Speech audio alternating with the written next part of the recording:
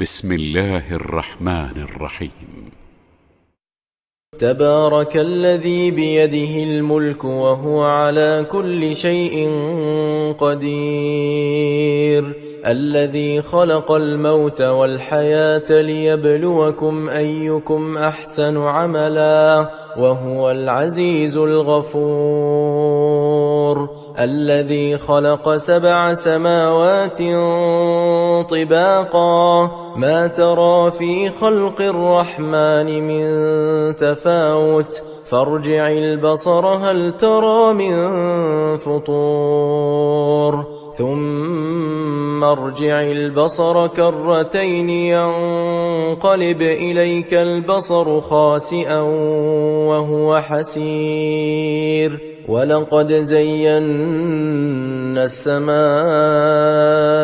الدنيا بمصابيح وجعلناها رجوما للشياطين وأعتدنا لهم عذاب السعير، وللذين كفروا بربهم عذاب جهنم وبئس المصير.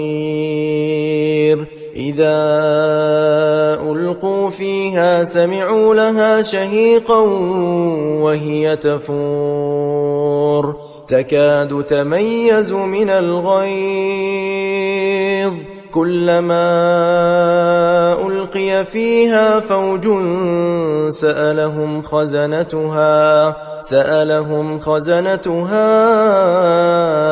ألم يأتكم نذير؟ قالوا بلى قد جاءنا نذير فكذبنا وقلنا ما نزل الله من شيء إن أنتم إلا في ضلال كبير. وقالوا لو كنا نسمع أو نعقل ما كنا في أصحاب السعير، فاعترفوا بذنبهم فسحقا لأصحاب السعير. إن الذين يخشون ربهم بالغيب لهم مغفرة وأجر كبير. وأسروا قولكم أو اجهروا به إنه عليم بذات الصدور، ألا يعلم من خلق وهو اللطيف الخبير. هو الذي جعل لكم الأرض ذلولا فامشوا في مناكبها وكلوا من رزقه وإليه النشور. أأمنتم من في السماء أن يخسف بكم الأرض فإذا هي تمور، أم أمنتم من في السماء أن يرسل عليكم حاصبا فستعلمون كيف نذير. ولقد كذب الذين من قبلهم فكيف كان نكير. أولم يروا إلى الطير فوقهم صافات ويقبضن ما يمسكهن إلا الرحمن إنه بكل شيء بصير. أمن هذا الذي هو جند لكم ينصركم من دون الرحمن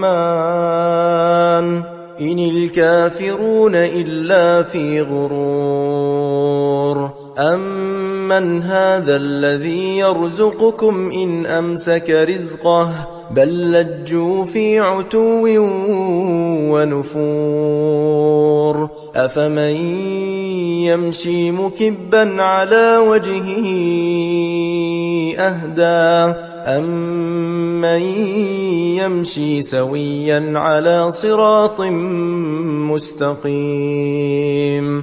قل هو الذي أنشأكم وجعل لكم السمع والأبصار والأفئدة قليلا ما تشكرون قل هو الذي ذرأكم في الأرض وإليه تحشرون ويقولون متى هذا الوعد إن كنتم صادقين قل إنما العلم عند الله وإنما أنا نذير مبين فلما رأوه زلفة سيئت وجوه الذين كفروا وقيل هذا الذي كنتم به تدعون